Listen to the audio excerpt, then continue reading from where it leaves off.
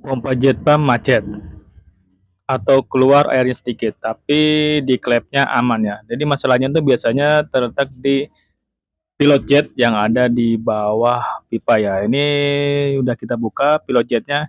Nanti kita cek apakah ada masalah di pilot jetnya. Ternyata pilot jetnya tuh dia ada kotoran, kotoran yang menghalangi jarumnya untuk pilot jetnya. Jadi otomatis air tidak maksimal, tidak keluar ataupun sedikit ya. Jadi solusinya gitu ya untuk mengetahui jet pump airnya sedikit ataupun tidak keluar airnya. Oke, cek aja pilot jetnya.